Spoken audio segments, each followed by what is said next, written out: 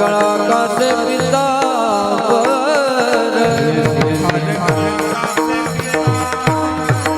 तुळसी हर गळा कासे पितांबर आवडी निरंतर गे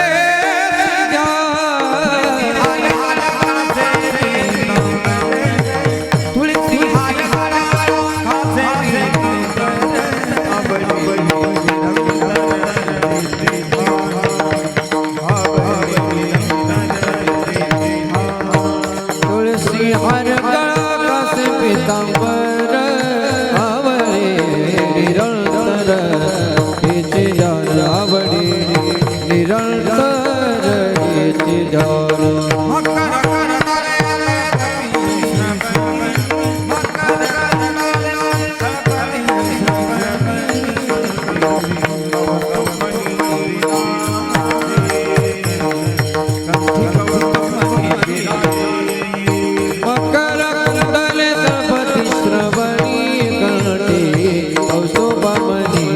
विराजित कंठी कौस्तुभमणि विराजित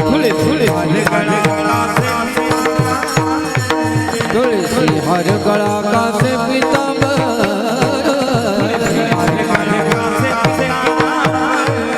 तुलसी हर गळा कासे पितांबर आवडी निरंतर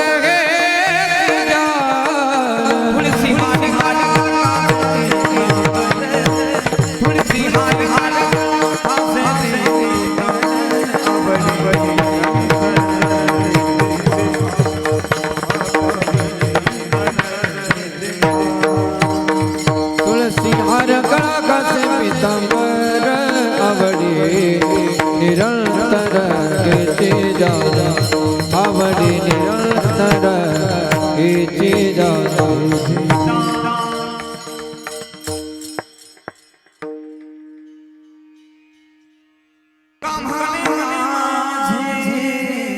हेची सर्व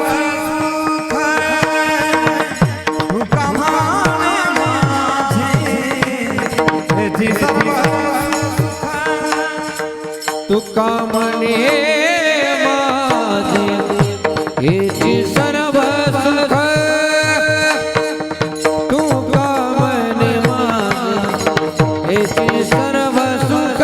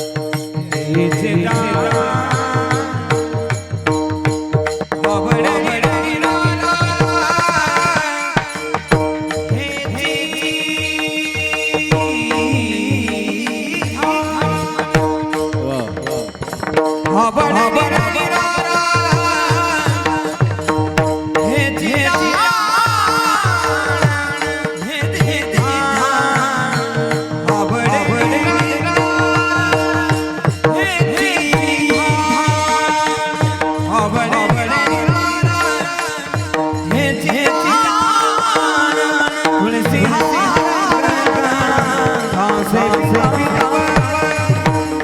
तुळसी हार तुळसी हार गळा कासे पितांबर तुळसी हार गळा कासे पितांबर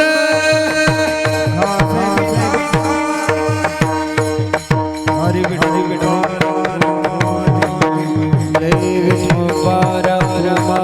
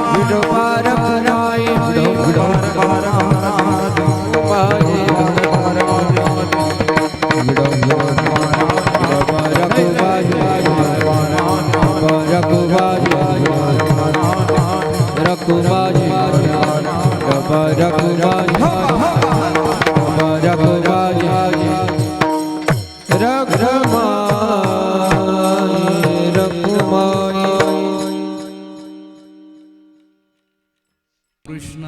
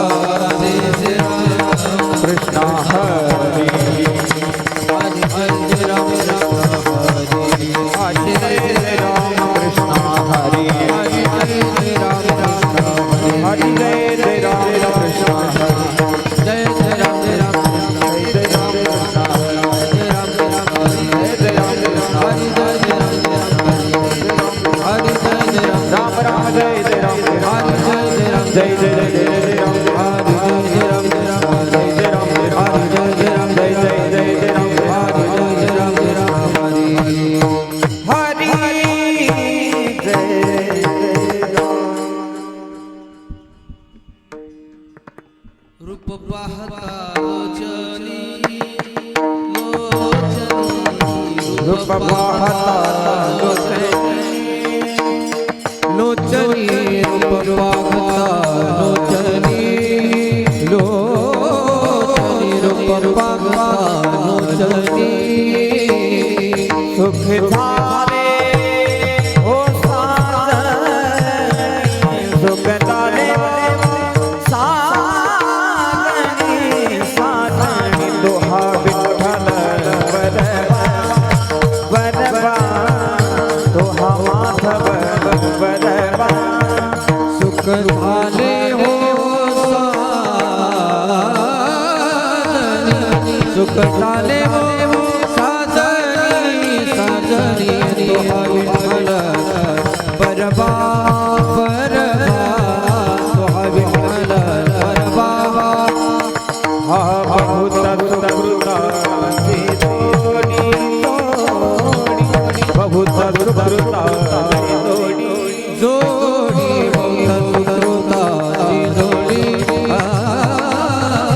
बहुत सुकृताची जोडी म्हणून विठ्ठली आवडी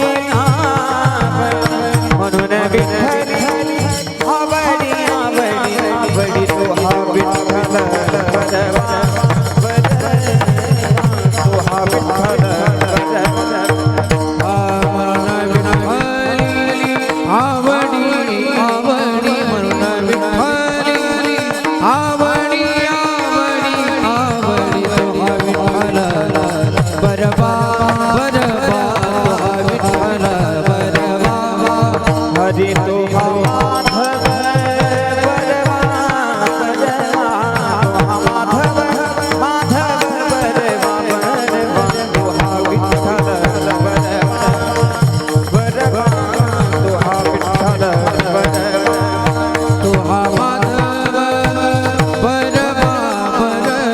तू हा माधव माधव बरवा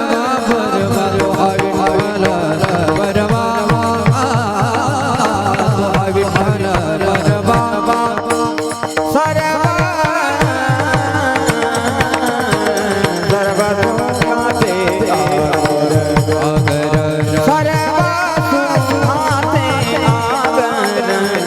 बरवा तू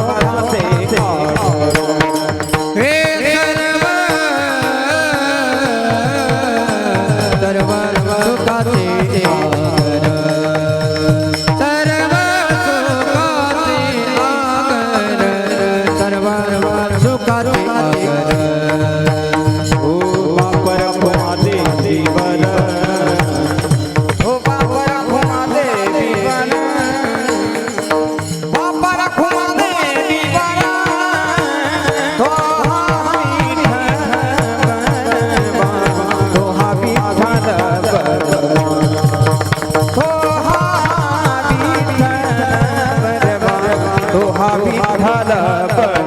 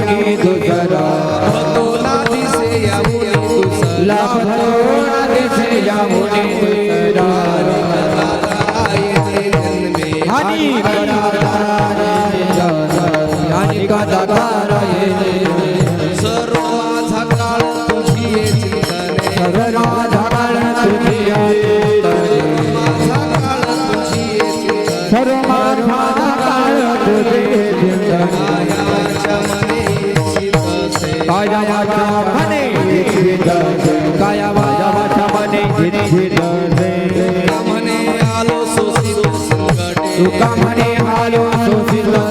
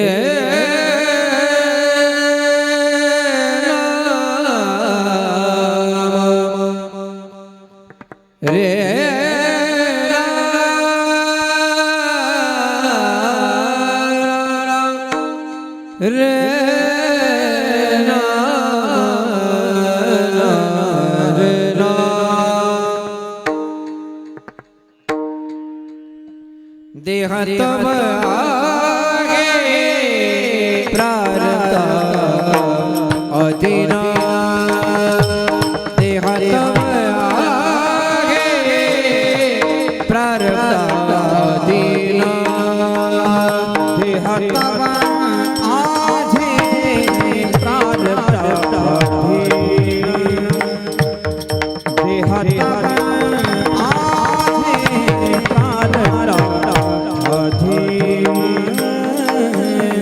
देहातम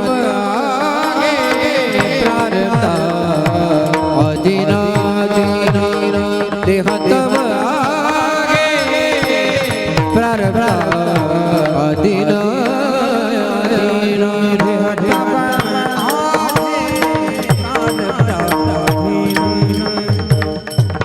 देहातम आगे प्रारब्ध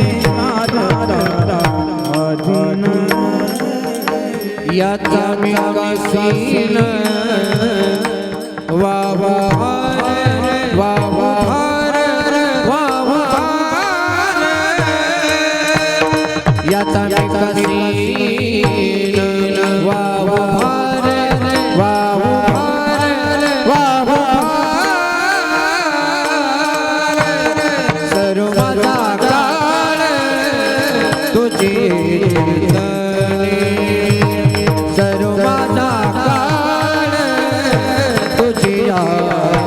चिंतने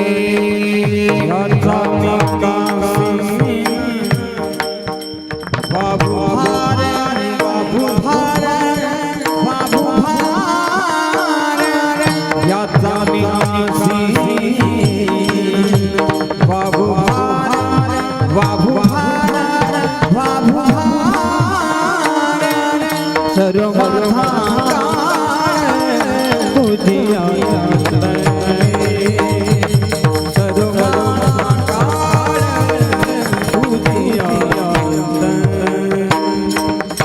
काया वाचाने इच्छित से काया वाचाने काया वाचाने इच्छित से काया वाचाने काया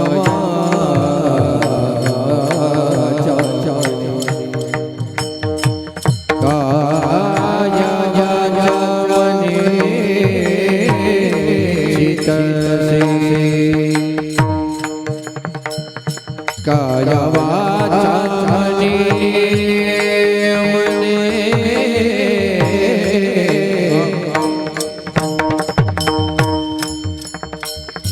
काया वाचा मने काया वाचा मने काया वाचा मने काया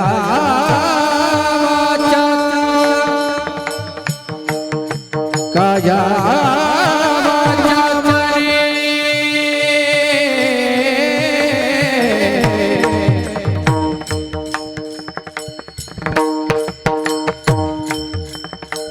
काया वाचा मने इच्छित से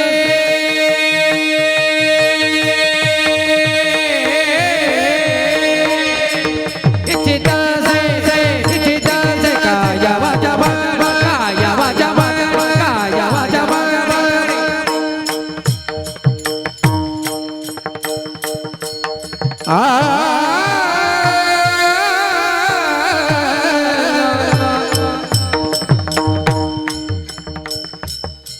रे काया वाचा म्हणे काया वाचा म्हणे इच्छित इच्छित काया वाचा म्हणे काया वाचा म्हणे काया वाचा म्हणे इच्छित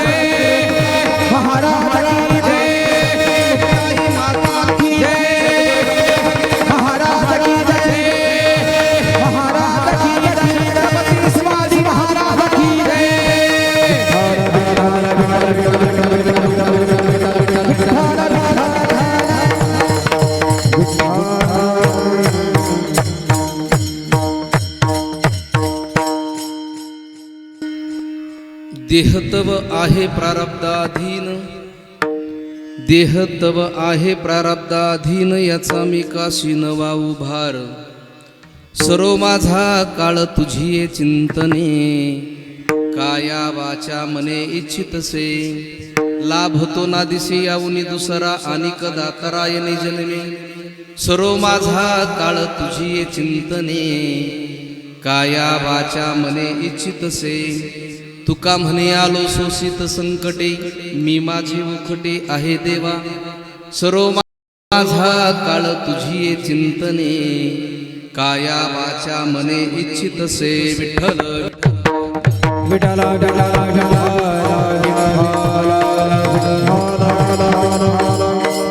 समचरण सरोजम सांद्र निलंबुदाभम, जगननीत पानी मंडनं मंडनाना.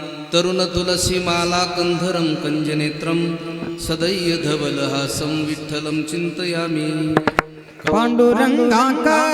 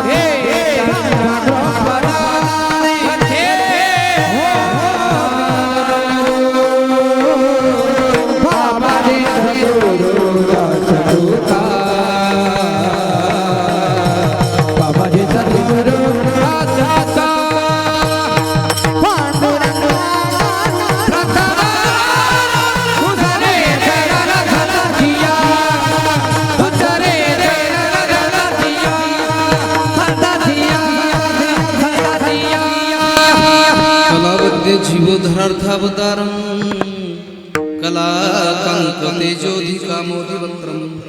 खलानिश्यवादापनोदार दक्षं, समाधिस्थमूर्तिं भजे ज्ञानदेवं. नमो सद्गुरु तुकया ज्ञानदेवा, नमो सद्गुरु सच्चिदानंद रूपा. नमो सद्गुरु भक्त कल्याणमूर्ती, नमो सद्गुरु भास्करा पूर्णकीर्ती. गंगा विशुद्धं नितपादस्पर्शं, सरोवेष्टितं चुनमितं पुण्यस्नानं. सराले स्थितं तं समाधिस्थं, नमामि गंगागिरियोगिराजं. तपोज्ञान वैराग्य भक्ति स्वरूपं, सदा अलंकृतं साधु संन्यास योगं. मुखे यस्य वेदांत शास्त्रार्थ नितिनं, नमो नारायण गिरी परब्रह्म स्वरूपं. नमो ज्ञानेश्वरा, नमो ज्ञानेश्वरा निवृत्ती उदारा सोपान देवा. मुक्ताबाई नमो त्रिभुवन पावनी, आद्यत्रय जननी देवाची. मस्तक हे पाया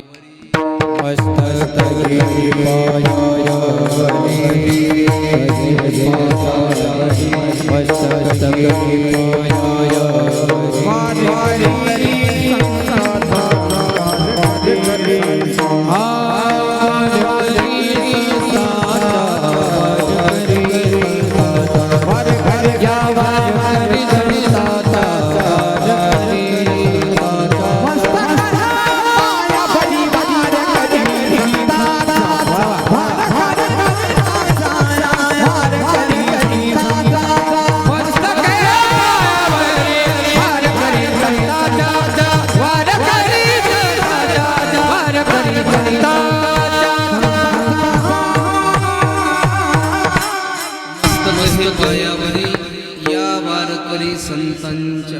वचन ऐका कमलापती, माझी रंगाची.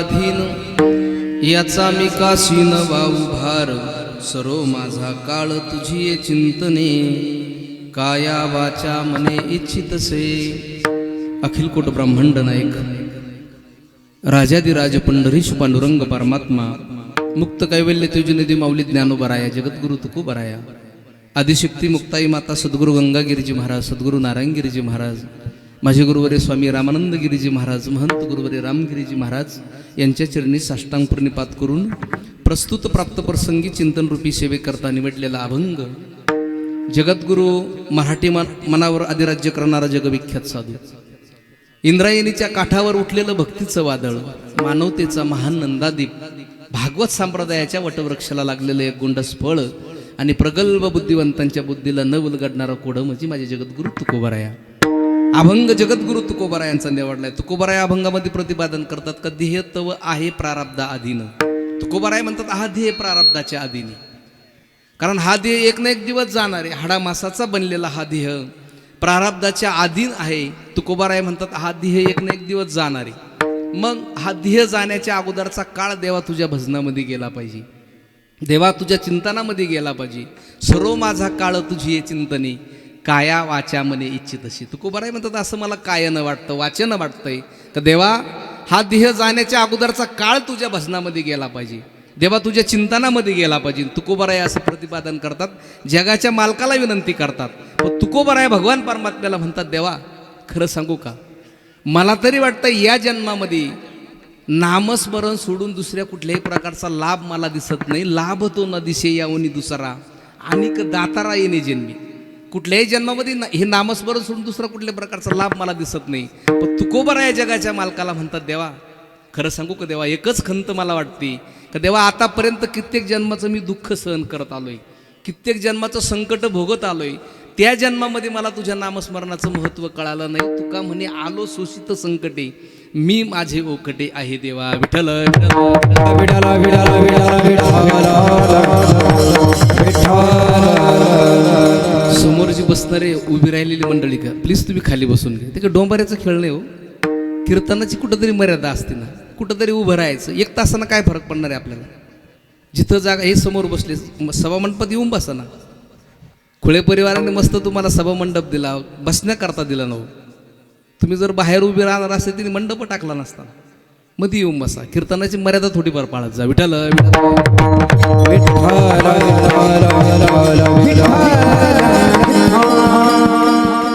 आज आपण ज्या निमित्ताने ह्या ठिकाणी उपस्थित झालो आहोत ते निमित्त म्हणजे कैलासवासी सुरेश भास्करराव पाटील खुळे कारण सुरेशदादाला जाऊन 1 वर्ष पूर्ण होत आहे त्यांच्या या पुण्यस्मरणाच्या निमित्ताने वर्षश्राद्धाच्या निमित्ताने आपण सर्वच आप्तेष्ट सगळे सोयरे या ठिकाणी उपस्थित झालो आहोत त्यामधील या कार्यामध्ये तत्पर असताना संपूर्ण खुळे पाटील परिवार त्यामधील श्री भास्कर दगडू पाटील खुळे वडील आहेत त्याचप्रमाणे सुलोचना भास्कर खुळे आई आहेत गंगा भागीरथी सविता सुरेश खुळे पत्नी आहेत त्याचप्रमाणे भाऊ असतील आता परिवार भरपूर मोठा आहे त्यामधील मी फक्त महत्त्वाचे नावं घेतो त्याचप्रमाणे आमचे सुरेशदादांचे चिरंजीव असणारा आमचा साईश असेल त्याचप्रमाणे मुलगी कल्याणी असेल त्याचप्रमाणे त्यांचे सर्व बंधू असतील वसंत भाऊ असेल चुलते आहेत त्याचप्रमाणे संपत भाऊ चुलते आहेत भाऊ विश्वजित भाऊ असतील संजय भाऊ असेल रमेश भाऊ असेल संपूर्ण हा परिवार बरं यांना दुःखातून सावरण्याची शक्ती भगवान परमात्म्याने देऊ एवढीच भगवंताच्या चरणी प्रार्थना करतो कारण बांधल्या पिंडीचा आळा तुटल्यानंतर वटवृक्ष उमळून पडल्यानंतर धरणाचा बांध फुटल्यानंतर किंबहुना देवाऱ्यातील दिवा विझून गेल्यानंतर जे दुःख समयलं होतं जे दुःख वटवृक्षावरील निवास करणाऱ्या पाखरांना होतं जे दुःख धरणातील पाण्याला होतं जे दुःख गवताच्या काडीला होतं तेच दुःख या परिवारातील प्रत्येक सदस्याला झालं आहे कारण आमच्या सुरेश भाऊंचं जाण्याचं वय नव्हतं त्यांची मुलं असेल मुलगी असेल पत्नी असेल मुलं म्हणत असेल मुलगी म्हणत असेल दादा तळ हाताचा पाळणा केला हो नेत्राचा दिवा झाला नाही का तुम्ही तळ हाताच्या फोडाप्रमाणे जपलंय आम्हाला पण अर्ध्यावरती सोडून गेले नाही का जो आवडे सर्वांना तोची आवडे देवाला कारण सुरेशदादांचं जाणं हे योग्य नव्हतं पण तुटला आयुष्याचा दोरा येरवा उगा पसार आयुष्य संपलंय ना आम्हाला निघावं लागत असतं आमचं काहीच चालत नाही आपल्या हातात काही नाही कारण आपल्या हात सटविना 5वीच्या दिवशीच आमच्या कपाळावरती आमचं आयुष्य आमचं भविष्य लिहिलेलं आहे म्हणून या परिवारावरती दोन्ही मुलं असतील, त्यांचे भाऊ असेल, परिवार असेल, कारण यांच्यावरती दुःखाचा डोंगर कोसळला, याच्यातून सावरण्याची शक्ती भगवान परमात्म्याने देव, एवढीच विनंती करतो. विठ्ठल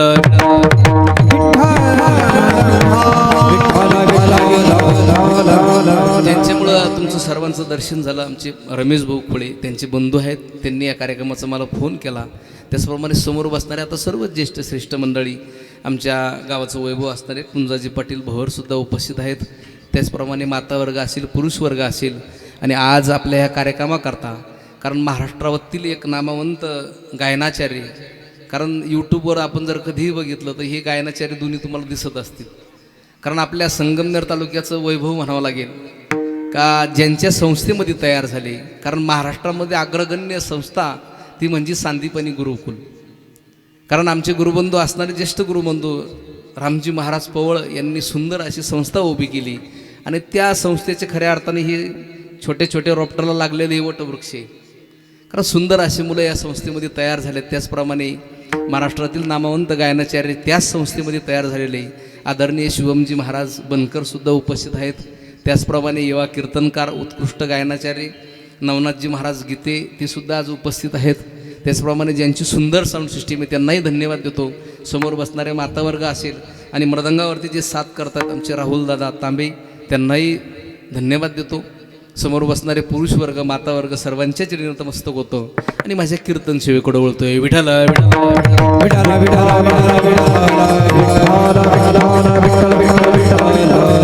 वैदिक हिंदू सनातन धर्मशास्त्रानुसार जीवाने एकदा देहाचा त्याग केला का आम्हाला हे महत्वाची विधी करावं लागत असतात. आमच्या हिंदू धर्मामध्ये कर्म प्राप्त आहे. हे कर्मकांड करत असताना अंतकरणामध्ये भाव लागतो. आता जी व्यक्ती जाणार आहे ती जाणारच, प्रत्येकाला जावं लागतं. पण गेल्यानंतर आम्ही जे कर्मकांड करतोय, हे गरुड पुराणानुसार सर्व विधी करतो ना, हे करत असताना अंतकरणामध्ये भाव लागतो. अंतकरणामध्ये जर भाव नसेल, केलेल्या व्यक्तींविषयी आम्ही पिंडदान करतोय, जे कर्म करतोय गरुड पुराणानुसार, ते केलेलं कर्म आमच्या पितरांपर्यंत कधीच पोहोचत नाही. अंतकरणामध्ये भाव लागतो, अंतकरण एकाग्र चित्त लागतं, तरच केलेलं पिंडदान त्यांच्यापर्यंत पोहोचेल. आमचं तर एकाग्र चित्त लागतंच लागतं. पण जे गुरुजन मंत्र उपचारामध्ये करतात का पिंडदान, त्यांचं सुद्धा एकाग्र चित्त लागतं. कारण कन्याकुमारी या ठिकाणी स्वामी विवेकानंद गेले आणि गेल्याबरोबर मंडन मिश्र नावाचे ब्राह्मण होते, त्यांचं श्राद्ध कर्म चालू होतं. आणि श्राद्ध कर्म चालू असताना स्वामीजींकडे लक्ष, त्या मंडन मिश्र नावाचे ब्राह्मण स्वामीजींकडे लक्ष गेलं. स्वामीजीनं त्यांच्याकडे बघितलं, म्हणले गुरुजी काय करताय? हे म्हणले श्राद्ध कर्म करतोय. स्वामी विवेकानंद म्हटले गुरुजी श्राद्ध कर्म असं नसतं, मी आल्याबरोबर तुमचं लक्ष माझ्याकडे आलं म्हणजे तुमचं लक्ष विचलित झालं, म्हणजे मंत्रोपचारामध्ये तुमचं लक्ष राहिलं नाही. आणि तुमचं जर मंत्रोपचारामध्ये लक्ष नसेल ना, तर केलेलं पिंडदान आमच्या पूर्वजांपर्यंत पोहोचणार नाही. तसं आम्हाला कॅसेट लावून करता येईल, नाही करता येणार मंत्रोपचार. तसं गुरुजींचं सुद्धा एकाग्र चित्त लागतं. आणि आम्ही आमच्या वडिलांचं पितरांचं पिंडदान करतोय ना, तर आमचं सुद्धा एकाग्र चित्त लागत असतं. विठ्ठल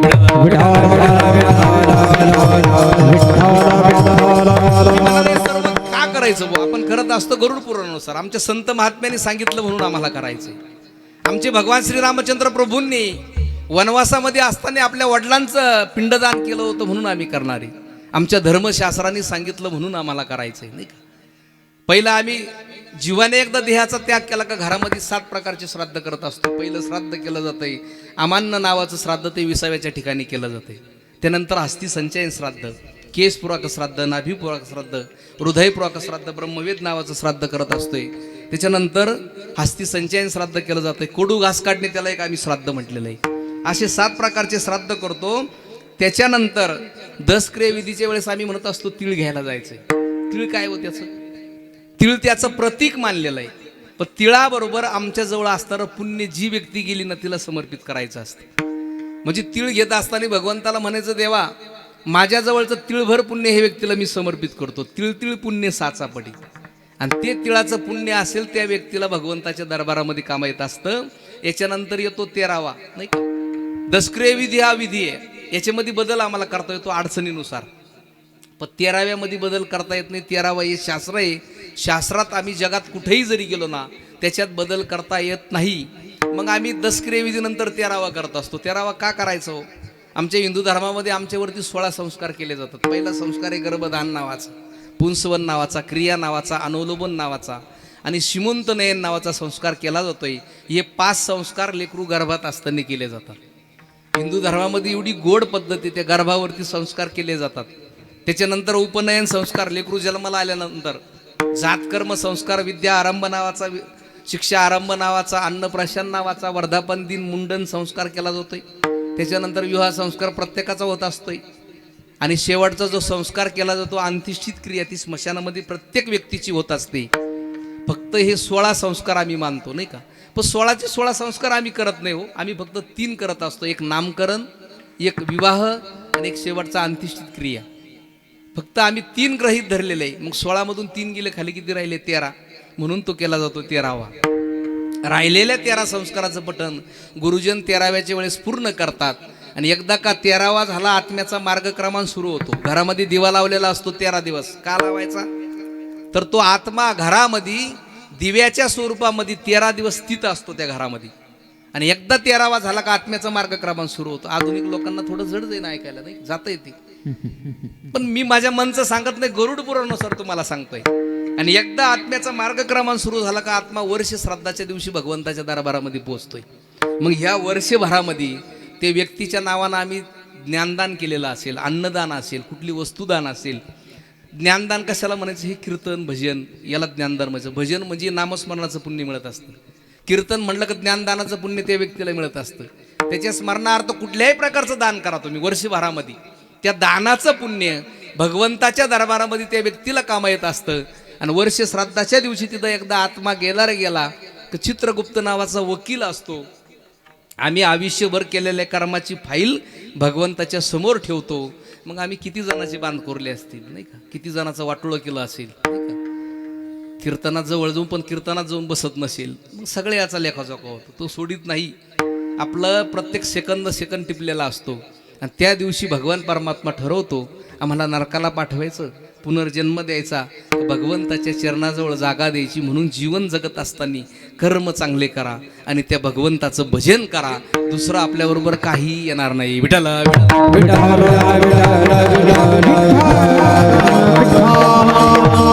विश्वाचा नेहमी, या जगाचा नेहमी जो जन्माला आलाय त्याला जावाच लागणार आहे. चुकत नाही कोणाला. जातस्य ही ध्रुवमूर्ती ध्रुवम जन्म मृतस्य तस्माद परिहरिते नतोम सोचितु मरशी. भगवान परमात्मा अर्जुनाला म्हणतात, अर्जुना अरे तू मारले तरच ही मरणार आहे का? अर्जुना मग भगवान परमात्मा म्हटले, अरे तू मारले तरच मरणार आहे का अर्जुना? तू नाही मारले तरीही ते मरणार आहे, आणि तू मारले तरीही ते मरणार आहे. उपजे ते नाशे, नाशिले ते पुनरपितिसे, हे घटिका यंत्र जैसे परिभ्रमेगा. हे सृष्टीचं कालचक्र चालू राहणार आहे. तिहाची या गावा आलिया, जन्म मृत्यूच्या सोहळीया, ना म्हणून ये धनंजया जे आपली. जो देवरूपी गावाला येतो ना त्याला जावाच लागतं. पण माऊली ज्ञानोबाराया जन्माच्या सोहळ्याला नाही किंमत देत. आम्ही वाढदिवस साजरे करतो, जन्माचे सोहळे साजरे करतोय, पण माऊली ज्ञानोबाराया याला किंमत देत नाही. माऊली ज्ञानोबाराया म्हणतात, खऱ्या अर्थाने ज्याचा मृत्यूचा सोहळा होतो का तो खरा भाग्यवानी. मग मृत्यूचा सोहळा कोणाचा होतो? आमच्या संत महात्म्यांचा मृत्यूचा सोहळा होतोय. ज्यांनी हाडाची काढा केली, तुम्ही आम्हाला परमार्थ शिकवला, त्या संतांचा मृत्यूचा सोहळा होतोय. आमचा महाराष्ट्रामध्ये संतांची भूमी हो. माझं नेहमी वाक्य असतं, आमच्या महाराष्ट्रामध्ये संत जर जन्माला आले नसते ना तर आमच्या महाराष्ट्राचा बिहार किंवा पाकिस्तान व्हायला वेळ लागला नसता. ताकद त्या संतांची. खऱ्या अर्थाने त्या संतांचा मृत्यूचा सोहळा होतो. आणि दुसरा एक जो ज्याचा सोहळा होतो तो म्हणजे आमचा सीमेवरती लढणारा सैनिक, त्याचा एक मृत्यूचा सोहळा होतोय. कारण तो आपल्या मुलाची काळजी करत नाही, बायकोची काळजी करत नाही, परिवाराची काळजी करत नाही, अखंड सीमेवरती लढत असतो तो सैनिक, त्याचा एक मृत्यूचा सोहळा होत असतोय.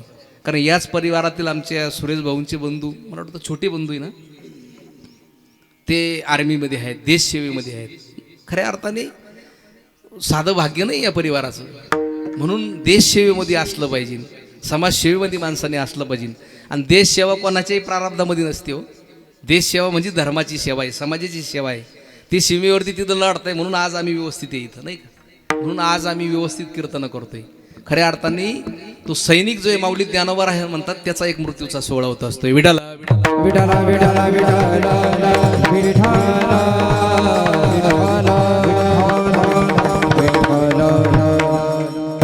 म्हणून आयु कर्ममचे वित्तमचे विद्या निधनमय. आयुष्य, कर्म, विद्या आणि मरण या 5 गोष्टी तो जगाचा मालक आमच्या प्रारब्धानुसार, आमच्या संचितानुसार आम्हाला प्रदान करत असतो. मग आम्ही जीवन कसं जगलं पाहिजे, चांगलं जीवन जगलं पाहिजे. हे तुका म्हणे भरले दिसले, तुका म्हणे भरले दिसले, उत्तमाची मोरी कीर्ती मागे मागे, उत्तमाची मोरी कीर्ती मागे.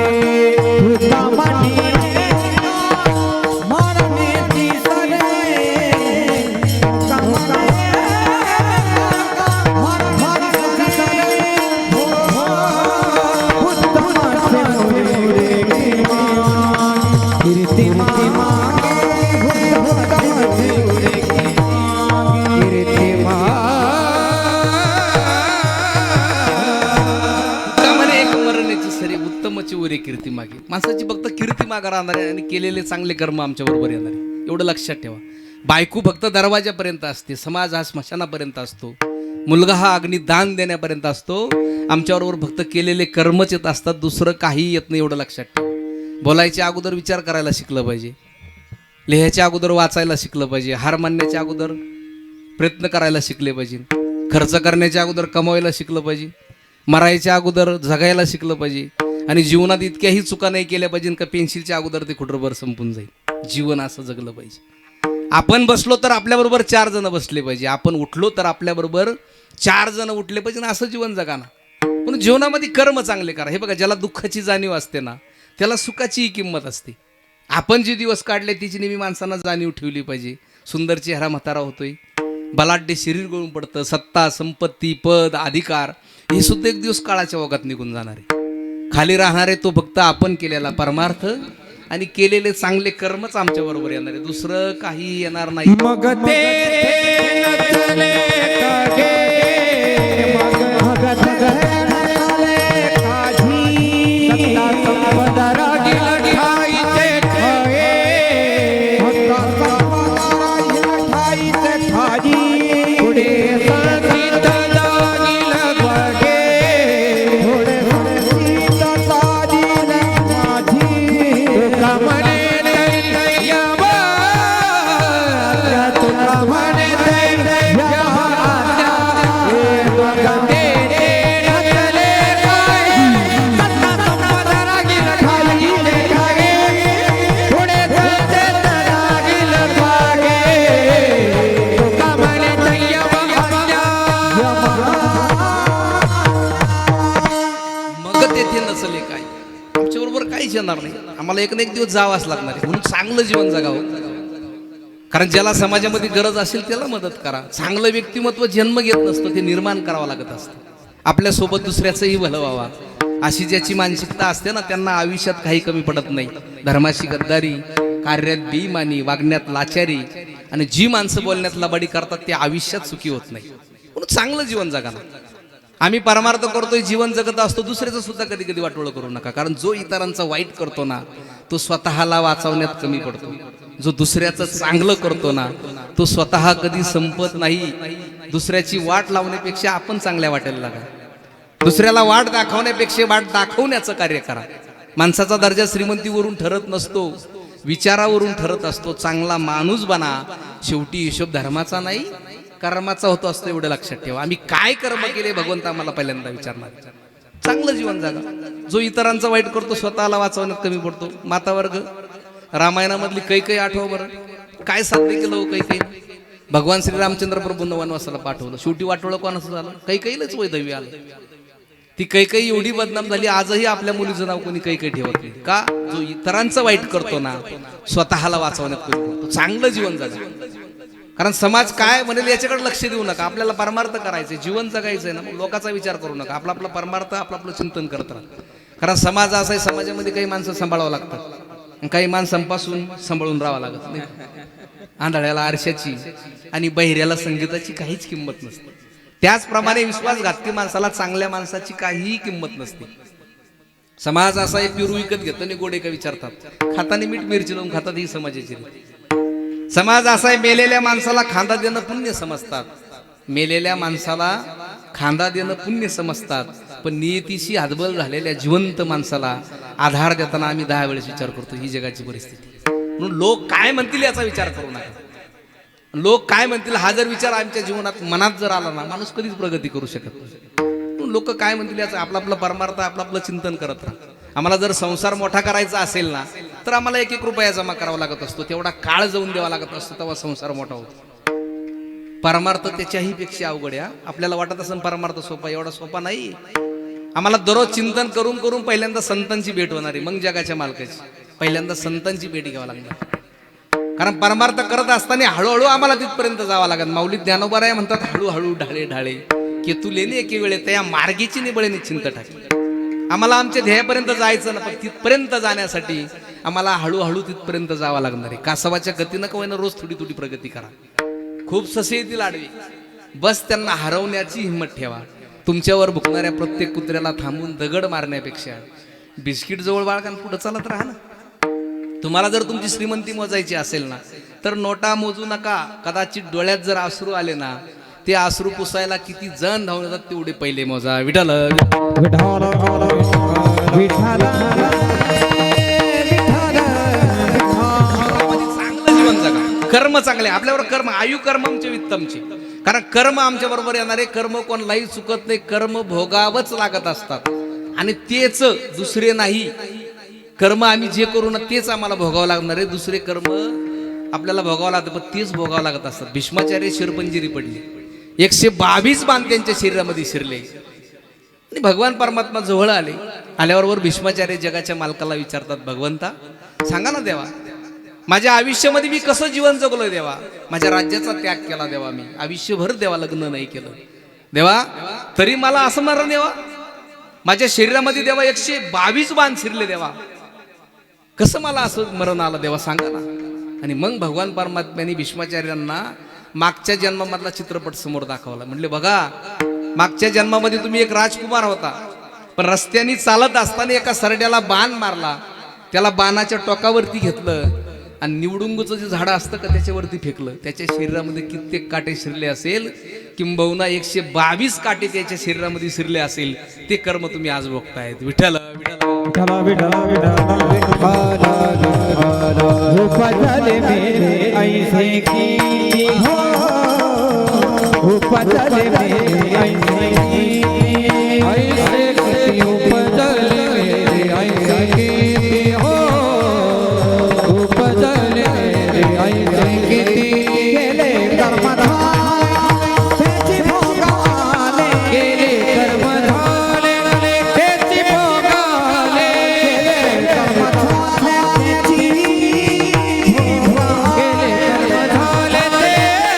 भोगाले. उपजले मेरे ऐसे की हो, उपजले मेरे ऐसे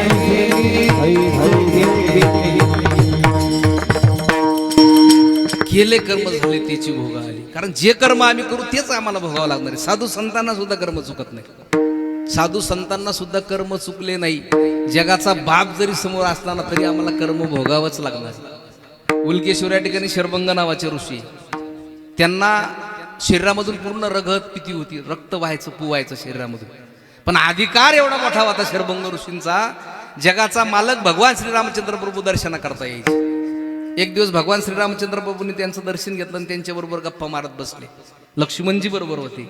लक्ष्मणजींनी विचारलं, का हो महाराज, जगाचा मालक तुमच्या समोर बसलेले भगवान श्रीरामचंद्र प्रभू, तुमच्या त्वचामधून रक्त वाहतंय, पू वाहतंय, मग तुम्ही जगाच्या मालकाला का सांगत नाही का एवढी माझी त्वचा व्यवस्थित करून द्या. शरभंग ऋषींचं वाक्य एवढं सुंदर आहे. शरभंग ऋषी म्हणले, एवढं वाक्य फक्त घरी घेऊन जा. शरभंग ऋषी म्हणले, लक्ष्मणजी तुम्ही म्हणतायत ते खरं आहे, माझा अधिकार एवढा मोठा आहे, समोर भगवान श्रीरामचंद्र प्रभू बसलेले, त्यांना जर मी म्हंटलो तर माझी ही शरीराची त्वचा व्यवस्थित करून देतील, किंबहुना सोन्याची करून देतील. पण लक्ष्मणजी, मागच्या जन्मातले जे कर्म आहेत ना, ते कर्म मला भोगावंच लागणार आहे. कदाचित भगवंत आज मला त्वचा व्यवस्थित करून देतील, पण राहिलेले कर्म मला पुढच्या जन्मात भोगावा लागणार आहे. मग माझं म्हणणं असं आहे, हे कर्म याच जन्मामध्ये भोगायचे, इथंच संपवायचे आणि संपून निघून जायचं, शिल्लक ठेवायचे नाही. म्हणून कर्म आपल्याला चुकतच नाही, कर्म भोगावंच लागणार आहे. विठ्ठल विठ्ठल विठ्ठल विठ्ठल विठ्ठल आयु कर्मचे वित्तमचे विद्याने वित धन सुद्धा आमच्या प्रारब्धानुसार आम्हाला मिळत असते. कारण धन शास्त्राचा नेहमी 2 नंबरने कमवलेलं धन 15 वर्षाच्या पुढे त्याचा गुण दाखवायला सुरुवात करतं. ते सुद्धा टिकत नाही. प्रारब्धानुसार जर धन मिळालं ते चिरकाळ टिकतंय, पण प्रारब्धाच्या विरोधात मिळालेलं धन असेल ते आपल्याजवळ राहत नाही. आयु कर्ममचे वित्तमचे विद्या सुद्धा आपल्या प्रारब्धानुसार मिळत असते. आणि मरण तर कोणालाही चुकत नाही.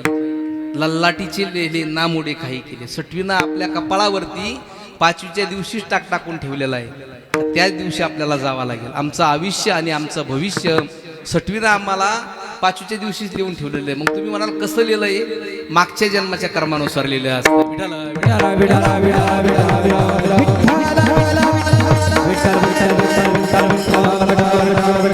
म्हणून जीवनामध्ये माणसाने कर्म चांगले करा. आमच्याबरोबर धन दौलत पैसा अडका काहीच येणार नाही, फक्त येणारे ते कर्म येणारे. म्हणून माणसांनी कर्म चांगले केले पाहिजे. हल्ली जीवन जगत असताना माणसं काही असे जीवन जगतात ना, तर काही माणसं असं बघा, कारण माणसं दुसऱ्याच्या सुखामध्ये सुख मानायला तयार नाही. हल्ली काय झाले, आपल्या आनंदामध्ये सुख मानणारी माणसं फार थोडी. पण माणसं हल्ली साधनामध्ये सुख शोधतात. मिळतं का हो महाराज? मिळतच नाही. साधनाने माणसाचं आयुष्य सोपं होईल, साधनाने माणसाचं आयुष्य सुलभ होईल, पण साधनाने माणसाचं आयुष्य समाधानी कधीच होणार नाही. लक्षात घ्या. माऊली ज्ञानोबा म्हणतात, किंबहुना सोय जीव आत्मा याचे नाही, तेथ जे होईत या नाम सुख. माणसामध्ये सुख मिळणार आहे. साधनामध्ये आम्हाला सुख मिळेल का? कधीच मिळू शकत नाही. संध्याकाळी जर आम्ही घरी आलो तर 5 जण 5 ठिकाणी मोबाईल घेऊन बसलेले असतात. त्या मोबाईलमध्ये सुख मिळेल का? कधीच मिळणार नाही. मोबाईलमध्ये आम्ही सुख शोधतोय, मिळेल? कधीच मिळणार नाही. हल्ली अशी परिस्थिती, कोणी कोणाबरोबर बोलायला तयार नाही. संध्याकाळी घरात जर आले तर 5 जण 5 ठिकाणी मोबाईल घेऊन बसलेले असतात.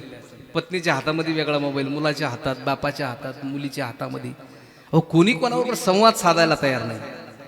आणि मग त्याचेच परिणाम काय होतात? डिप्रेशनमध्ये जाणं. संवाद आम्ही साधत नाही. म्हणून संवाद साधला पाहिजे, एकमेकाशी बोललं पाहिजे. घरात आल्यावरती आईला विचारलं पाहिजे, आई गोळ्या घेतल्या का तू? बापाबरोबर मुलांनी बोललं पाहिजे, मुलांनी बापाबरोबर बोललं पाहिजे. आज काळाची गरज आहे. ते मोबाईल गॅजेट इतकं अवघड होत चाललंय आज. मी नेहमी म्हणत असतोय, जुना काळ आठवा बरं. जुन्या काळामध्ये जर शाळा सुटली तर आम्ही ग्राउंडवरती खेळायला असायचं ना. आज जर शाळा सुटली तर मुलांच्या हातामध्ये मोबाईल असतो. ग्राउंडवरती खेळतात, पण ते बाकडे मांडलेला असतात ना, त्याच्यात मोबाईल घेऊन बसलेले असतात. जुन्या काळामध्ये जर लेकरू रडायला लागला तर आईचा स्पर्श झाल्याबरोबर, आईनं मांडीवरती घेतल्याबरोबर ते गप्प बसायचं 1 मिनिटात. पण आजची परिस्थिती अशी आहे, शाळा म्हणजे मुलगा जर रडायला लागलं ना, ती आई काय करते? पर्समधून मोबाईल काढते आणि त्याच्या हातात देते. ती इतकं विचित्र 1 मिनिटात गप्प बसते.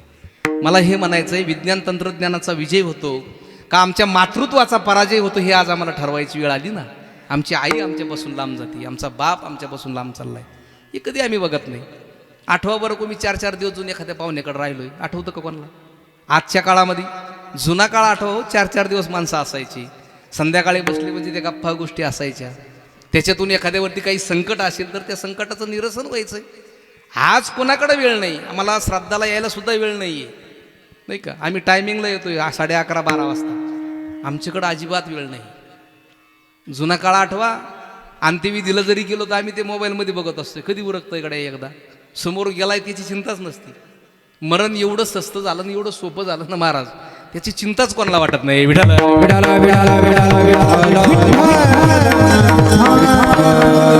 माझी सर्वांना विनंती, आय एम रिक्वेस्ट, का गावाला गेलेला माणूस पुन्हा भेटेल, दुसऱ्या देशात गेलेला माणूस पुन्हा भेटेल, दुसऱ्या राज्यात गेलेला माणूस पुन्हा भेटेल, पण ह्या विश्वातून गेलेला माणूस पुन्हा कधीही भेटणार नाही. त्याच्या सहवासात राहा, त्याच्याशी संवाद साधा, त्याच्याबरोबर नेहमी हितगुज करा.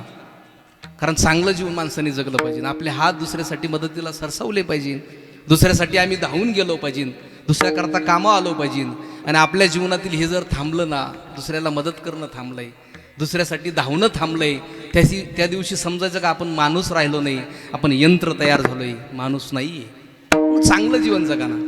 भावाभावाचं नातं काय असतं, बहीण भावाचं नातं काय असतं, माझ्या माऊली ज्ञानोबारायापासून शिका. 4 भावंड आहे माऊली ज्ञानोबाराया, जगद्गुरु माऊली ज्ञानोबाराया असतील, निवृत्ती दादा असेल, सोपान काका असेल, माझी मुक्ताई असेल. 4 भावंड बघा, काय प्रेम होतं त्यांचं. निवृत्ती दादाचं आणि माऊली ज्ञानोबारायाचं किती प्रेम होतं. ज्या वेळेस माऊली ज्ञानोबाराया समाधी घ्यायला निघाले, 3 भाऊ धायमुकडून रडतायत, मुक्ताई रडती. आणि निवृत्तीदादांची समजूत नामदेव महाराज काढतायत. नका रोडू म्हणले, माऊली ज्ञानोबा राय म्हणजे महाविष्णूचा अवतारी. पण निवृत्तीनाथ महाराज म्हणले, महाराज तुम्ही म्हणतायत ते सर्व खरं आहे, पण माझ्या माऊलीचं सगुण स्वरूप जर एकदा निघून गेलंय, माझी माऊली आज जर जगातून गेली तर पुन्हा हे रूप कधीही मला दिसणार नाही. काय भावाचं नातं होतं, माझी मुक्ताई ज्ञानदादाचं काय नातं होतं. विचार करा ना, आज भाऊ भावाला वेळ द्यायला तयार नाही, बहीण भावाला वेळ द्यायला तयार नाही, म्हणून त्यांचं जीवन आठवा ना. आई वडील कवळ्या वयात निघून गेले हो, कवळ्या वयात, तरी समाजाने त्यांना सहानुभूती नाही दाखवली. कसं जीवन जगले असेल माझी माऊली, माझी निवृत्तीदादा असेल, मुक्ताई असेल. 4 वर्षाची मुक्ताई होती तरी कोणी सहानुभूती दाखवली का होते लेकरांना? कोणीच नाही. कसं जीवन जगले. म्हणून जीवनामध्ये जीवन जगत असताना आम्हाला नेहमी वाटत असतंय की संकट माणसावरती येत असतात, संकट जात असतात, पण माझ्या माऊली ज्ञानोबा रायचं जीवनचं चरित्र डोळ्यासमोर ठेवा. ज्याला खरोखर आत्महत्या करूशी वाटत असेल ना, त्यांनी माझ्या माऊली ज्ञानोबा रायचं जीवन चरित्र वाचा. किती संकट त्या लेकरांनी झेलले असतील, किती कठीण काळ त्या काळामध्ये होता. माऊलीचं ज्ञानोबा रायचं चरित्र आम्ही जर डोळ्यांनी वाचलं, आम्ही जर ऐकलं नाही, माणूस आयुष्यात आत्महत्या करणार नाही. विठ्ठल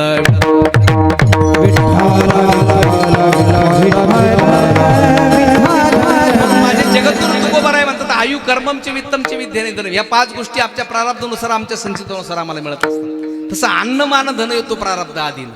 अन्न सुद्धा प्रारब्धाच्या आधीने, मान सुद्धा प्रारब्धाच्या आधीने, आणि धन सुद्धा प्रारब्धाच्या आधीने. आता अन्न कसं प्रारब्धाच्या आधीने तुम्हाला सांगतो. एकदा भगवान श्रीकृष्ण भोजन करण्याकरता बसले, आणि भोजन करण्याकरता बसल्याबरोबर भगवंतानी काय केलं, त्या ताटाला पाणी फिरवलं, डोळे झाकले आणि भोजन सुरू करणार.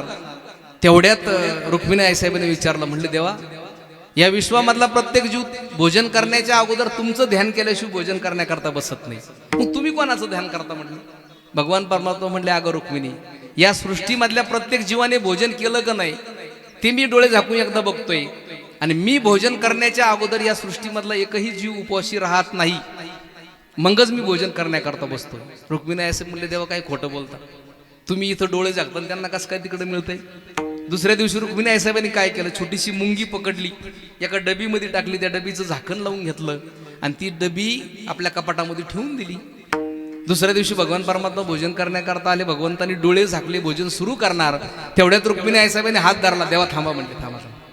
कालपासून जी मुंगी त्या कपाटामध्ये ठेवली तुम्हाला दाखवते म्हणले. चला, भगवंताला तिथं नेलं, ते कपाट खोललंय, त्याच्यातून ती डबी काढली, डबीचं झाकण उघडलं, आणि जगाच्या मालकाला रुक्मिणी आईसाहेब बोलायला लागले, बघा देवा, कालपासून ही मुंगी उपोशी, आणि तुम्ही विनाकारण गप्पा आणता का? मी जेवल्याशिवाय, सगळे प्रत्येकाने भोजन केल्याशिवाय मी भोजन करत नाही.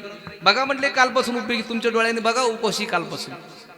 भगवंत म्हटले, मला काय दाखवते, तूच बघ. ज्या वेळेस रुक्मिणी आईसाहेब त्या डबीत डोकावून बघितलं ना, ती छोटीशी मुंगी एक तांदळाचा शीत कुरतडत होती त्या डबीमध्ये. रुक्मिणी आईसाहेब म्हटले, तेव्हा हे कसं शक्य झालं? ज्या वेळेस डबीत मी ती मुंगी टाकली त्यावेळेस काहीच नव्हतं, म्हणजे तांदळाचा शीत आला कुठून त्याच्यामध्ये? भगवंत म्हणले, अगं रुक्मिणी, यालाच म्हणतात अन्न मान धन येतो प्रारब्ध आधीनं. ज्या वेळेस तू मुंगी डबीत टाकत होती ना, त्याच वेळेस तुझ्या कपाळाचा एक तांदळाचा शीत निसटला आणि त्या डबीत पडला. हे तुला सुद्धा कळालं नाही. तसं अन्न मान धन येतो प्रारब्ध आधीनं, तसं माझा जगद्गुरु तुकोबा राय म्हणतात का हा देह सुद्धा प्रारब्धाच्या आधीने अभंगाचं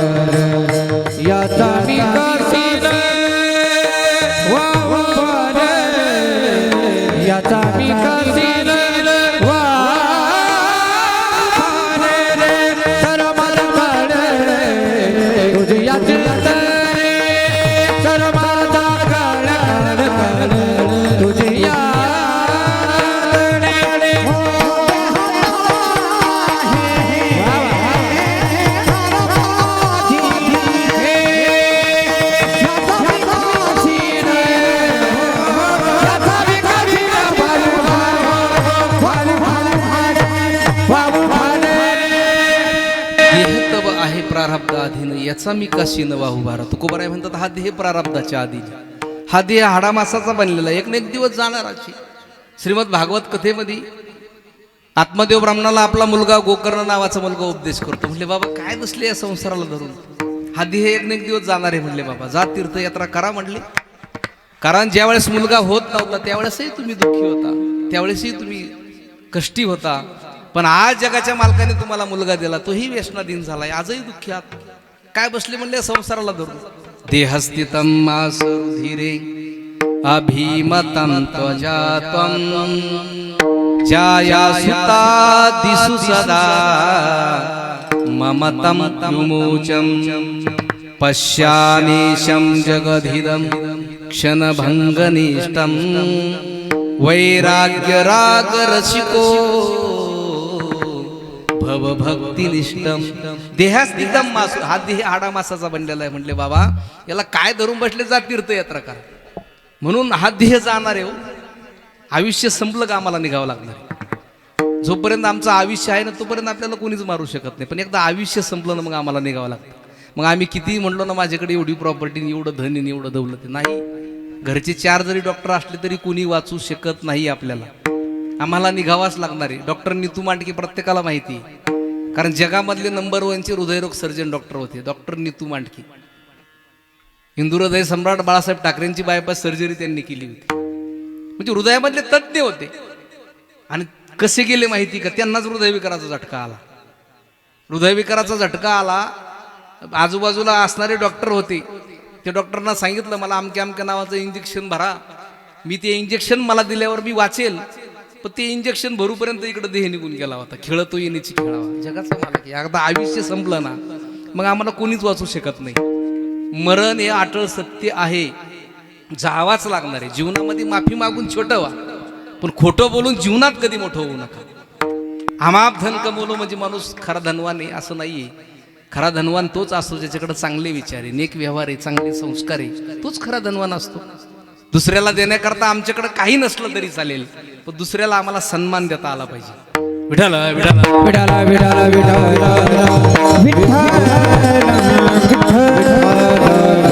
सुगंध देणारी अगरबत्ती जर एकदा संपली ना, खाली फक्त राख उरणार आहे, त्या राखेचा पुन्हा कधी सुगंध येणार नाही. त्याचप्रमाणे या देहामध्ये जोपर्यंत जीव आहे ना तोपर्यंतच आपला सुगंध दरवळत राहील. एकदा जीव निघून गेला ना खाली फक्त राख उरणार आहे, त्या राखेचा कधीही सुगंध पुन्हा दरवळणार नाही. विज्ञानाच्या जोरावरती, तंत्रज्ञानाच्या जोरावरती किती माणसाला प्रगती करू द्या, पण नियतीनं मांडलेला डाव आणि नियतीने ठरवलेला शेवट हा आम्हाला स्वीकारावाच लागणार आहे. त्याला म्हणतात मरण. विठाल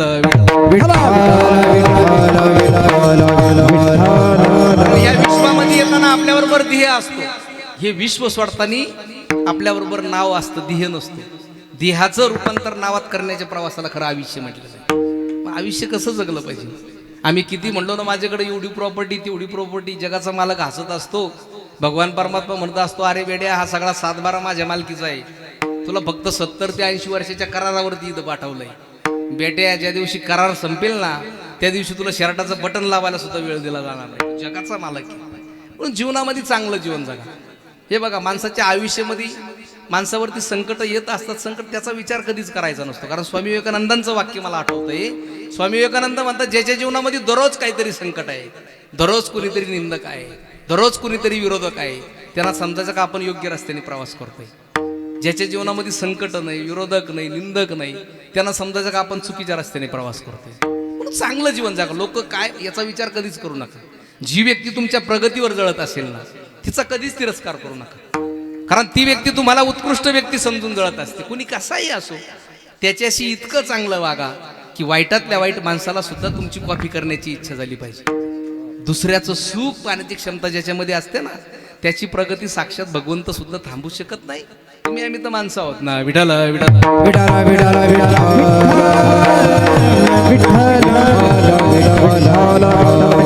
जीवनामध्ये चांगलं जीवन जगा. धन दौलत साधू संतांना सुद्धा जाणं चुकलं नाही, प्रत्येकाला जावं लागलं.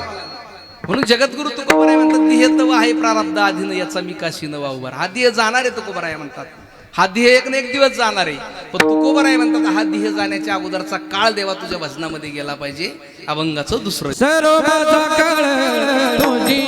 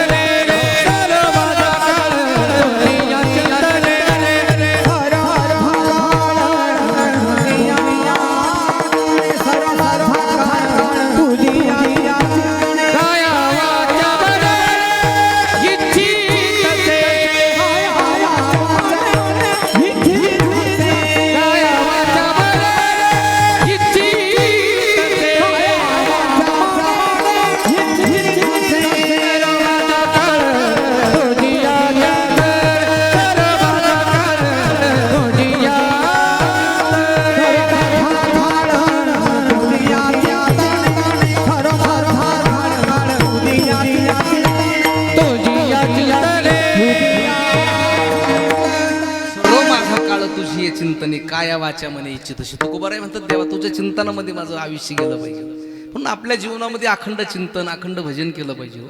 सकाळी माणसाला किती घाई असू द्या ना, 2 मिनिटं आम्ही त्या जगाच्या मालकाला हात जोडू शकत नाही का? आपल्या घरातील देवघरासमोर 2 मिनिटं हात जोडून उभे राहा. त्या भगवान परमात्म्याला हृदयामध्ये साठवा, त्याला हृदयामध्ये आठवा. आणि भगवंताला जर सकाळी सकाळी आम्ही हृदयामध्ये साठवलं ना, दिवसभर माणूस वाईट काम करणार नाही. एवढी वाईट तुम्हाला घेतो. फक्त सकाळी सकाळी त्याला आम्ही आठवलं पाहिजे, त्याला हृदयामध्ये साठवलं पाहिजे, त्याचं चिंतन त्याचं भजन आयुष्यामध्ये केलं पाहिजे. हा जन्म पुन्हा नाही. त्या जगाच्या मालकाने नामस्मरण करण्यासाठी आपल्याला हा जन्म दिलाय, त्याचं चिंतन करा ना.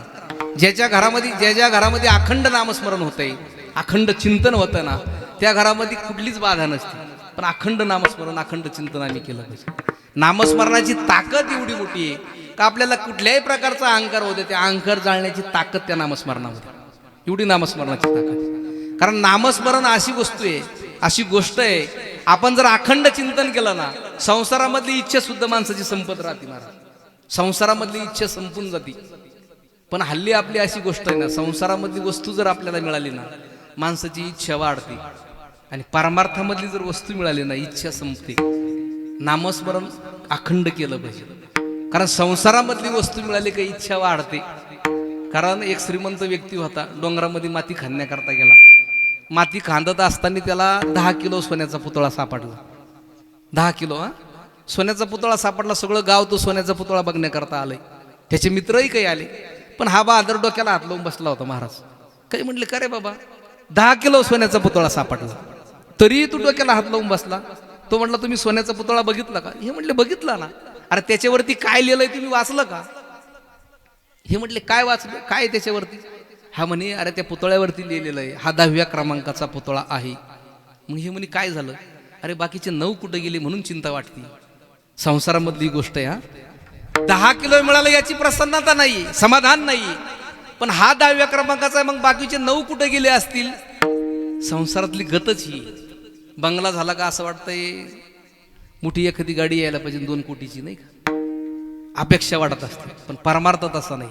जगद्गुरु तुकोबाराय म्हणतात, कृत्य कृत्य झालो, कृत्य झालो, कृत्य झालो. इच्छा केली ते पावलो, इच्छा केली ते पावलो, इच्छा केली ते पावलो, इच्छा केली ते पावलो, इच्छा केली ते पावलो, इच्छा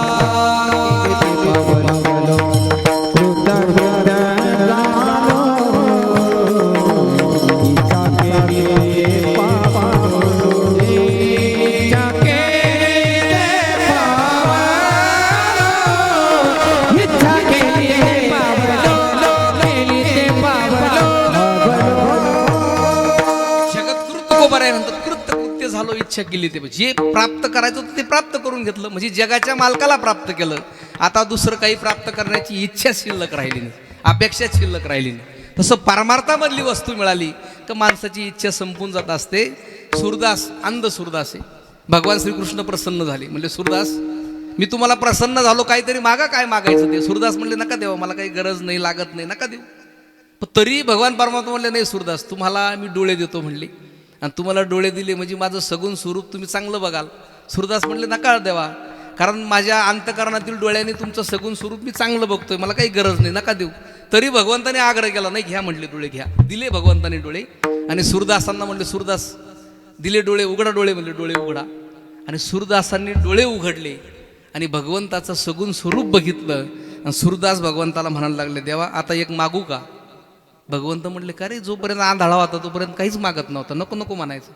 आता दिसायला लागला तर मागायला लागला.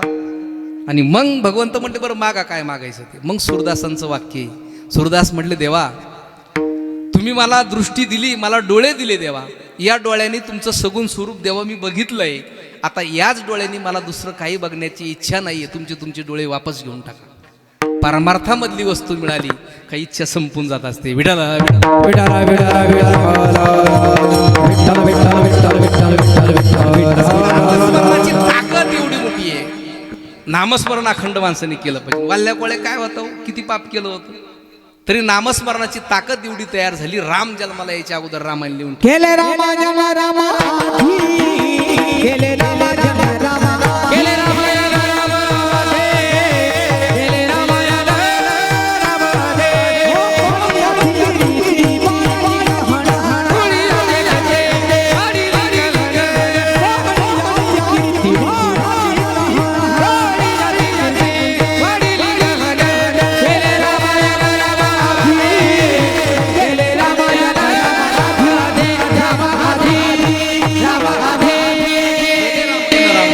जगद्गुरु तुकोबा म्हणतात देवा हा देह जाण्याच्या अगोदरचा काळ तुझ्या चिंतनामध्ये गेला म्हणून त्याचं भजन करा त्याचं चिंतन करा. आम्ही जर अखंड नामस्मरण केलं तर आमचं अंतकरण शुद्ध होऊन जात असते. नुसतं जीवन जगत असताना नामस्मरण करत करा चिंतन करा भजन करा पारमार्थ करत असताना दुसऱ्याबरोबर आम्ही चांगलं वागलं पाहिजे चांगलं बोललो पाहिजे नाही का. आयुष्य जगायला नुसतं पैसा महत्वाचं नाही ते आयुष्य सुंदर करणं गरजेचं आहे. जगणं महत्वाचं नाही हो ते आयुष्य सुंदर करणं गरजेचं आहे. कारण क्रिकेटच्या मैदानातला घोंगावात येणारा चेंडू जर आम्ही व्यवस्थित खेळलो नाही ना तो आम्हाला या स्पर्धेतून आउट करणार. त्याचप्रमाणे जीवनातील पटलावर येणाऱ्या संकटाला जर आम्ही तोंड दिलं नाही ना ते संकट आम्हाला या जीवनातून आउट करतील. माणसाने कितीही प्रयत्न केले तरी अंधारात सावली म्हातारपणात शरीर आणि आयुष्याच्या शेवटी पैसा कधीच साथ देत नाही. म्हणून सुंदर व्यक्ती म्हणून जगण्यापेक्षा सुंदर व्यक्तिमत्व म्हणून जगा ना. कारण शरीराची सुंदरता कधी ना कधी संपत असते आणि सुंदर व्यक्तिमत्व मात्र सदैव जिवंत राहत असते. म्हणून चांगलं जीवन जगा. सृष्टी कितीही बदलली ना माणूस पूर्णतः सुखी होऊ शकत नाही पण जर दृष्टी बदलली ना माणूस नक्की सुखी होत असतो. सुसंस्कृत लोकांची संगत आणि यशस्वी माणसाचं मार्गदर्शन जर असेल ना माणूस जीवनात कधीच बिघडत नाही. विठाला विठाला विठाला विठाला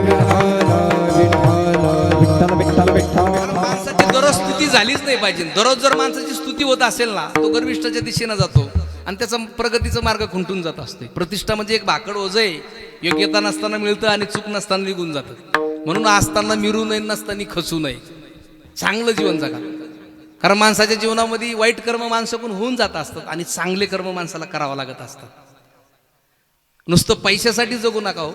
जीवन असं जगा का जीवनामध्ये आपण जर सुख शोधत असलो तर सुखामध्ये आम्हाला समाधान मिळतं का. आम्ही सुखाकडे पळत असतो पण त्याच्यामध्ये आम्हाला कधीच समाधान मिळत नाही. आयुष्य एकेरी मार्गेप्रमाणे असतं. मागं वळून बघता येतं पण मागं जाता येत नाही. या विश्वामधला तोच खरा भाग्यवान आहे ज्याच्याकडे अन्नासोबत भूक आहे अथुर्णासोबत झोप आहे संपत्तीसोबत धर्म आहे आणि आपल्या ओंजळीतलं दुसऱ्याला देण्याची ताकद आहे.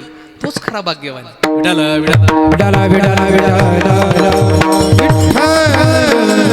म्हणून भगवंताकडे मागत असताना एकच मागा. जगाच्या मालकाला एकच विनंती करा देवा हे सगळं दिलंय ना देवा हे सगळं तुझं आहे देवा मी फक्त निमित्त मात्र आहे. देवा एकच काम कर हिची दान दे गा देवा तुझा विसर नको देवा तुझा विसर कधी मला होऊ देऊ नको माझ्या आयुष्यामध्ये. आणि स्वतःला जर मोठं व्हायचं असेल ना तर इतरांच्या मोठेपणाचा स्वीकार करायला शिका. जी माणसं फक्त स्वतःचा विचार करतात ना त्यांची प्रगती फार काळ होत नाही पण जे सर्वांचा विचार करतात ना त्यांची प्रगती कायम होत असते. म्हणून समाजाकरता आम्ही कामाला होतो. आजही समाजामध्ये दान देणारे माणसं भरपूर आहे. डॉक्टर विठ्ठलराव लहाने डॉक्टर तात्याराव लहाने नाव ऐकून असाल तुम्ही.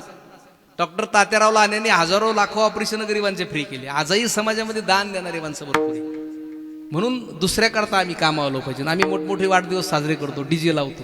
अहो ते करण्यापेक्षा अनाथ आश्रमामध्ये जा जिल्हा परिषदेच्या शाळेमध्ये जा. गरिबाचे मुलं तुम्हाला तिथे भेटतील. त्यांना वही घेऊन द्या पेन घेऊन द्या पुस्तकं घेऊन द्या. हे आमच्या महाराजांची संस्था आहे. या संस्थेत जा ना. या मुलांना काही घेऊन द्या ना. लाखो रुपये फटाके वाजून डीजे वाजून आम्हाला ते पुण्य मिळणार आहे का नाही. म्हणून चांगलं जीवन जगा. आपल्याला जर ज्याला मदत करता येत असेल त्याला मदत करा. ज्याला गरज असेल त्याला अवश्य मदत करत जा जीवनामध्ये. विडाला विडाला विडाला विडाला विडाला एका कवीचं वाक्य मला आठवतंय. मिली थी जिंदगी किसी के काम आने के लिए लेकिन जिंदगी का सारा वक्त निकल गया कागज के टुकड़े कमाने के लिए. क्या करोगे इतना कमा कर कफन में जेब है ना कबर में अलमारी. आणि हे मौत के फरिश्ते रिश्वत बी नाही लेते. माणसाने रिश्वत सुद्धा दिली असती हो पण ते घेत नाही ना. कारण आता कुठं खोकेत चालू आहे. आता विलक्षण झालो काय चाललंय राजकारण मला तेच कळाना. आमचा महाराष्ट्र कुठं चाललाय. संतांची भूमी होती पण आम्ही आज तो कुठं नेऊन ठेवला आहे काही कळायलाच मार्ग नाही. म्हणून चांगलं जीवन माणसाने जगलं पाहिजे. कारण त्या भगवंताचं चिंतन त्याचं भजन आमच्या आयुष्यामध्ये करा. तुकोबाराय म्हणतात सर्व माझा काळ तुझे चिंतनी काया वाच्या मने इच्छित असे. पण तुकोबाराय म्हणतात देवा या जन्मामध्ये तरी मला तुझं नामस्मरण सोडून दुसऱ्या कुठल्याही प्रकारचा लाभ मला दिसत नाही. अभंगाचा लाभतो नदी से या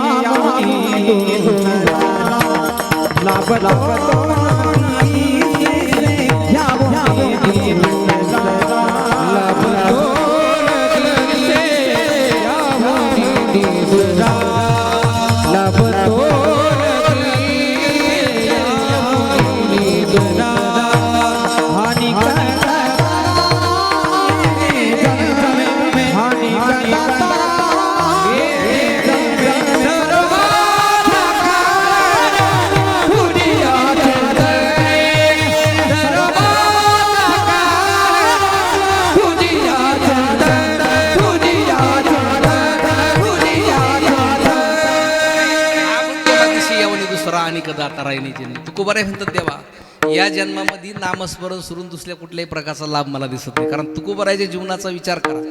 कारण तुकोबारायच्या जीवनामध्ये अखंड नामस्मरण होतंय, अखंड चिंतन होतंय. तुकोबारायची ताकद एवढी तयार झाली होती. माझ्या जगद्गुरु तुकोबारायांना माती जरी हातात घेतली तर सोनं करण्याची ताकद होती. म्हणून तुकोबाराय म्हणतात माझ्या जीवनामध्ये नामस्मरण सोडून दुसऱ्या कुठल्याही प्रकारचा लाभ मला दिसत नाही. किती ताकद होती तुकोबारायाच्या जीवनामध्ये. एकदा तुकोबारायाचे काही टाळकरी तीर्थयात्रेला निघाले आणि तीर्थयात्रेला निघाल्यावर एक टाळकरी म्हणलं तुकोबाराय मला काही पैशाची व्यवस्था करा, पैसे लागतात म्हणले. तुकोबाराय म्हणले घरी ये, तुला पैसे देतो. तो घरी गेला, वळकुटी घेतली आणि तुकोबारायाच्या घरी आला. पण तुकोबारायची परिस्थिती हालाकीची हो, कसले पैसे त्यांच्याकडं. पण तुकोबारायांनी काय केलं, जमिनीवरती एक खडा पडलेला तो उचलला, स्वतःच्या हातामध्ये घेतला आणि त्या खड्याचं रूपांतर सोन्याचं नाणं तयार झालं, सोन्याचं होऊन तयार झाला. आणि तो सोन्याचा होऊन माझ्या जगद्गुरु तुकोबारायांनी टाळकऱ्याच्या हातामध्ये ठेवला आणि त्याला म्हटलं जा हा मोडून याची तीर्थयात्रा कर. विठाला विठाला विठाला विठाला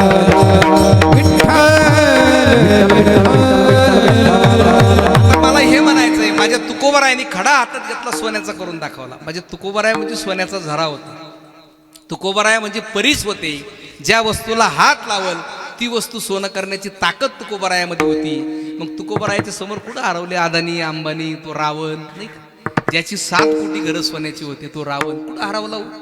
तुकोबारायाने जर ठरवलं असतं अख्खं दिवगाव सोन्याचं केलं असतं. पण ती ताकद माझ्या तुकोबारायांनी संसारामध्ये कधीच वापरली नाही, चुकूनही वापरली नाही. अखंड चिंतन केलंय, अखंड भजन केलंय. माझ्या जिजाई साहेबांनी एकुलती एक आबाजी गुळवेंची मुलगी होती, तरी किती संकट सहन केलं प्रपंचामध्ये. एकुलती एक मुलगी आबाजी गुळवेंची तुकोबारायाला दिली होती, तरी जिजाई साहेबांनी कधीही माहेरामध्ये तक्रार केली नाही का माझ्या घरामध्ये धान्य खायला नाही का, काहीच नाही. आजचा विचार करा बरं. मातावर्ग सकाळी फोन असतो माहेरात, दुपारी असतो, संध्याकाळी असतो नाही का. फोन करून करून त्या मुलीचा संसार ती आई वाटोळं करून ठेवी ती, फोन करून करून मुलीला. विठाला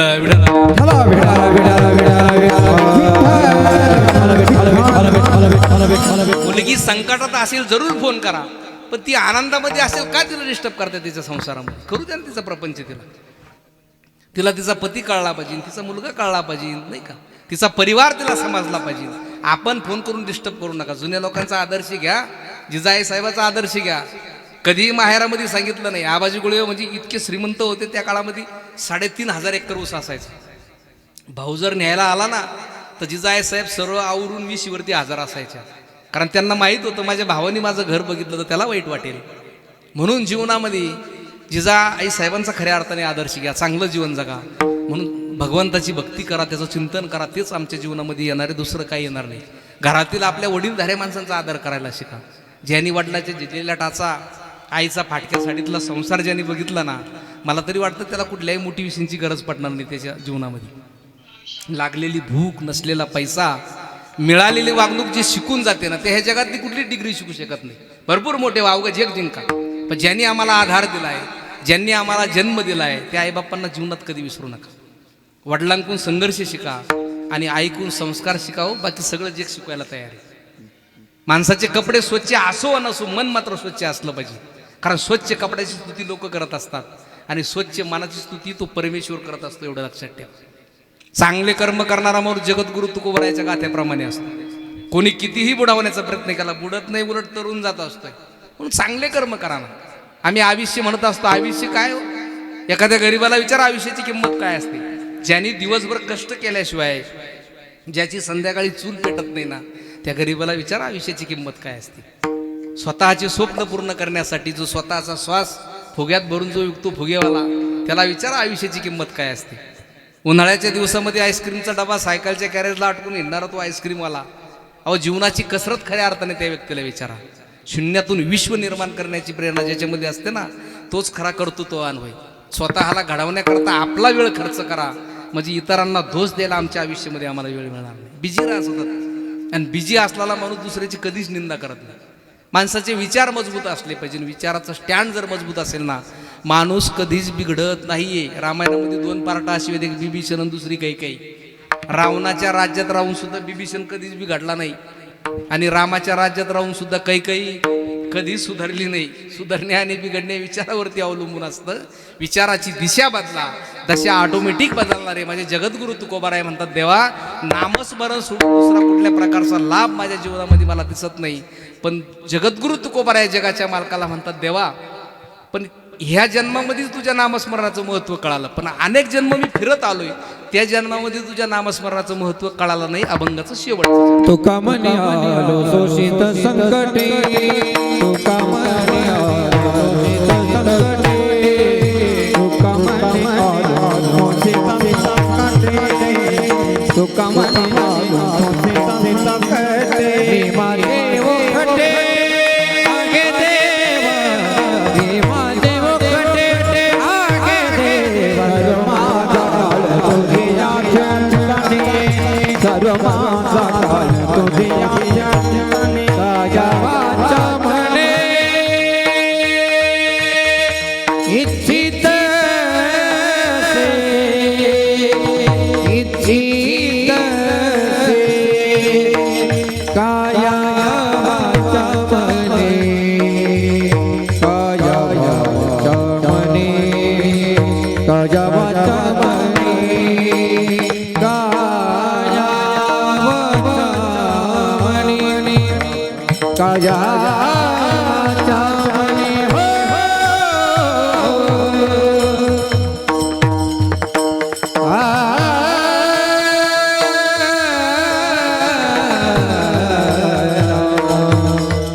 रे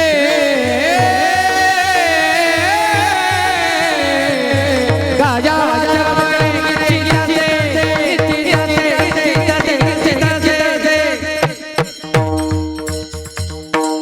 काया वाचा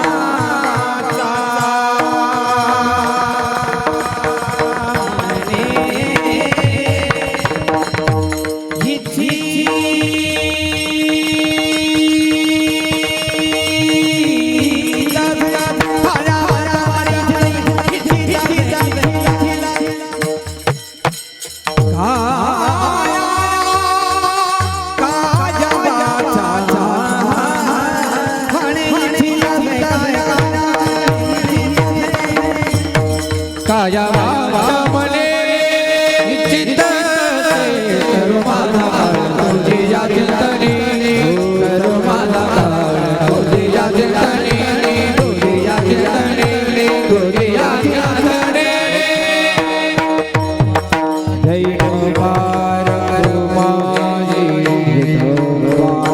जय गोपाळ रुमाई, विठोबार रुमाई, विठोबा